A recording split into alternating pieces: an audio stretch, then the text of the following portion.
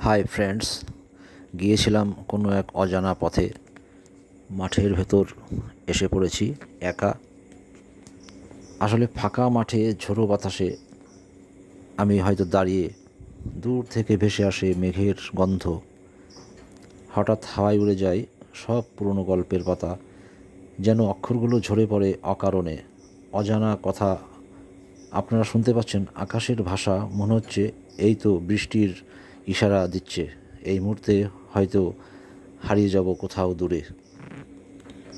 খুব ভালো লাগছে নিজেকে। একাকিত্ব, যদিও আমি আছি একাকিত্বর ভেতর, তবুও আমার এই পরিবেশটা অত্যন্ত চমৎকার লাগছে। ঝড়ের গতিতে পালাবে সময়, তবুও থামব না আমি। ফাঁকা মাঠের নীরবতায় জবাব দেব এই বাতাসের স্বাক্ষরিত আমি। কেমন লাগলো বন্ধুরা?